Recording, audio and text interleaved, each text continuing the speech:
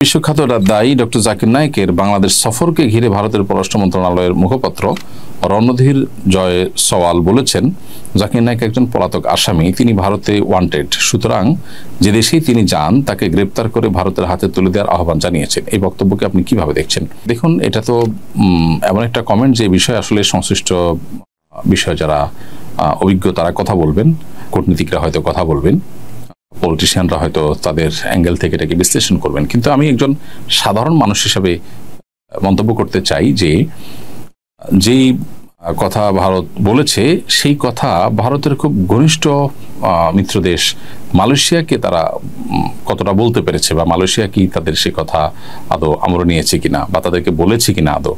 Malaysia তো doctor Zakir নায়েককে অত্যন্ত শ্রদ্ধার সাথে সেখানে তারা গ্রহণ করেছে এবং স্থান দিয়েছে। তো এখান থেকে পরিষ্কারভাবে বোঝা যায় যে বাংলাদেশ দীর্ঘদিন পর্যন্ত যে নতজানু পররাষ্ট্রনীতি বাংলাদেশে চর্চা হয়ে আসছে, এই রকম আবদার করাটা সেটারই ফলশ্রুতি।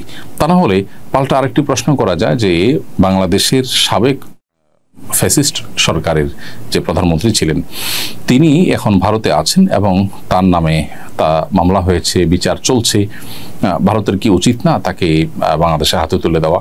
বাংলাদেশের হাতে তুলে দেওয়ার সে কাজটি ভারত করেছে, অথচ তারা জাকির নায়েকের মতো একজন দায়ী মাজলুম, যার প্রতি অন্যায় অবিচার ভারত সরকার করেছে দীর্ঘদিন পর্যন্ত, তারা সে অন্যায় করবার আবদার আবার বাংলাদেশের কাছে করেছে। এটি খুবই হাস্যকর এবং অবাস্তব। আমি একজন সাধারণ মানুষ হিসাবে, নাগরিক হিসাবে আমার মন্তব্য এটি। আল্লাহ রাব্বুল আলামিন ইসলামের দায়ীকে হেফাজত করুন এবং তার বাংলাদেশ সফরের যে সম্ভাবনা দেখা দিয়েছে সেটা আল্লাহ তাআলা নিরাপদ করুন, আমরা দোয়া করি।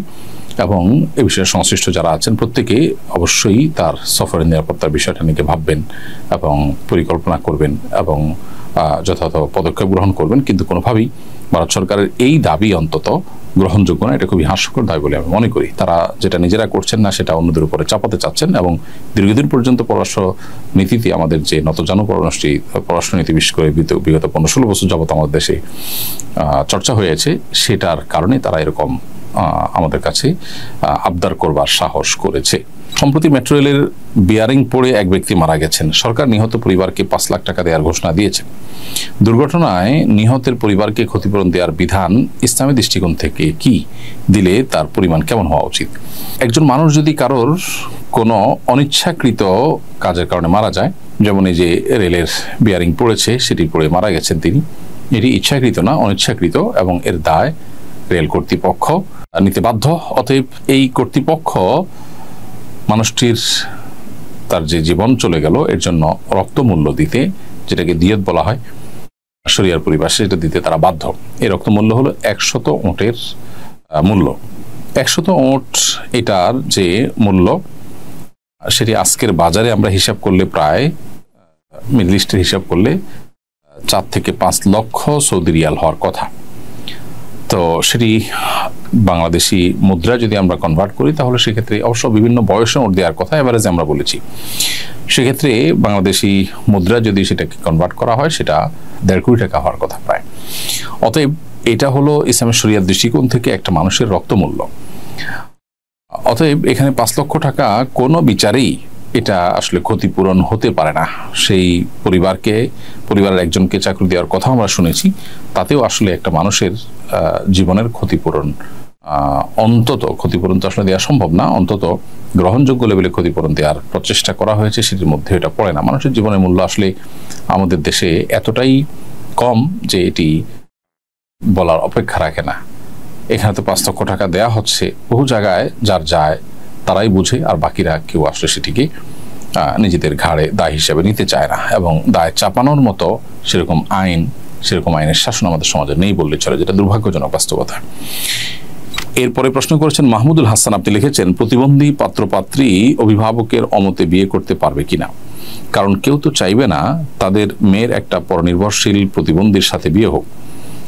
এদিকে প্রতিবন্ধী পাত্রের সবকিছুই করে দিতে হয়, তাই বিয়ে করা বেশ প্রয়োজন। এক্ষেত্রে পাত্রী সব মেনে নিয়ে সম্মতি দিলে পাত্রীর অভিভাবকের অমতে বিয়ে সম্পন্ন হবে কিনা? হানাফি মাযহাব অনুযায়ী যদি এরকম বিয়ে হয়ে যাবে তারপর অভিভাবকের অনুমতি ছাড়া বিয়ে করাটা অনুচিত। অন্যান্য উলামা ইকরাম, অন্যান্য ফুকাহা ইকরামের মতে বিয়ে হবেই না। আর বিয়ের ক্ষেত্রে পাত্রপাত্রীর পছন্দ অপছন্দ এটাই শরীয়তের দৃষ্টিকোণ মূলত মুখ্য। অতএব তারা যদি সম্মত থাকে তাহলে সেক্ষেত্রে মৌলিকভাবে অন্যদের সেখানে বড় ধরনের আপত্তি করবার স্কোপ খুব বেশি নেই। হ্যাঁ, বাবা মার একটা আপত্তির জায়গা থাকে, সুযোগ থাকে, সেটা হলো যদি কুফু বা সামঞ্জস্যের বাইরে এমন কোনো জায়গায় আত্মীয়তা করে যেটা বাবা মার জন্য মানসম্মানের ব্যাপার, তাদের ফ্যামিলির সাথে যায় না, এরকম কোনো ইস্যু থাকে তাহলে তারা প্রশ্ন তুলতে পারেন। কিন্তু শরিয়া দৃষ্টিকোণ থেকে বিশেষ করে ফিকহে হানাফির আলোকে এরকম বিয়ে বিশুদ্ধ হয়ে যাবে যদি মেয়ে তিনি একজন মানুষের সেবা করার নিয়তে বিয়ে বসেন। আমার প্রথম স্ত্রী মারা গেছেন, সেই সংসারে আমাদের 2টি সন্তান আছে। ছেলের বয়স 20, মেয়ের 15। পরে দ্বিতীয় বিয়ে করেছিলাম, কিন্তু সন্তানদের সঙ্গে বনিবনা না হওয়ায় তাকে তালাক দেই।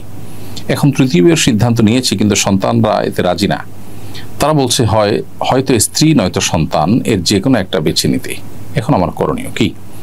ভাই মাহবুব রহমান, প্রথম কথা হলো যে বিয়ে না করলে যদি আপনার গুনাহে লিপ্ত হওয়ার আশঙ্কা না থাকে, বরং নিজের প্রতি নিজের সে কনফিডেন্ট থাকে যে আপনি কোনো প্রকার ফিতনায় জড়াবেন না, তাহলে সেক্ষেত্রে আপনার জন্য বিয়ে করা তো আবশ্যক না। আর যদি ওরকম আশঙ্কা থাকে, নিজের প্রতি নিজের সে কনফিডেন্ট না থাকে, বরং ফিতনা জড়িয়ে যাওয়ার ভয় থাকে, তাহলে সেক্ষেত্রে আপনার জন্য বিয়ে করা ফরজ। তাতে সন্তানরা কি বললো না বললো সেটা আপনার দেখার বিষয় না। এবং যদি এর বিপরীতটা যেটা বলছিলাম যে গুনাহমুক্ত থাকার সুযোগ আছে, তাহলে সেক্ষেত্রে আপনি বিয়ে না করে সন্তানদের কথা চাইলে শুনতে পারেন, তবে সন্তানদের কথা শুনতে আপনি বাধ্য নন।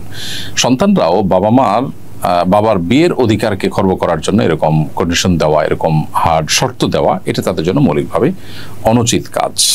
আমার বয়স 26 বছর, অভিভাবকরা বিয়ে না দিয়ে চাকরি করাতে চাচ্ছেন। এক্ষেত্রে বিয়ের জন্য জোর দিয়ে বললে কি গুনাহ হবে, বেয়াদবি হবে? মেয়ে বিয়ের উপযুক্ত হলে অভিভাবক হিসেবে বাবা মার কর্তব্য তাকে বিয়ে দেওয়ার ব্যবস্থা করা। যদি সেটি অভিভাবকরা না করেন, তাদের দুনিয়ার প্রতি আসক্তির কারণে, একজন মেয়ের 26 বছর বয়স হয়ে যাওয়া মানে অনেক যথেষ্ট বয়স হয়ে যাওয়া। আমাদের সামাজিক বাস্তবতায় বিয়ের বয়স অনেকখানি পার হওয়ার পথে বা পার হতে যাচ্ছে।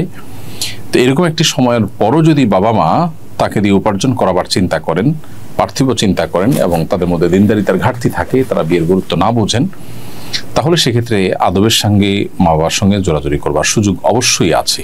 এমনকি মা বাবা যদি দিনদারিতার অভাবে তারা যদি বিয়ের গুরুত্ব না বোঝেন, সেক্ষেত্রে মহল্লার ইমাম সাহেব অথবা এলাকার মান্যগণ্য মুরব্বী তাদেরকে অভিভাবক বানিয়েও বিয়ের উদ্যোগ নেওয়া যেতে পারে। অবশ্য বাবা মাকে বুঝিয়ে অথবা আদব লেহাজের মধ্যে থেকে যতটুকু জোরাজুরি করা সম্ভব, সেগুলো মাধ্যমে আপনি আপনার এই ন্যায্য অধিকার আদায় করে নিতে পারেন, এবং এক্ষেত্রে লজ্জা করবার কিছু নেই।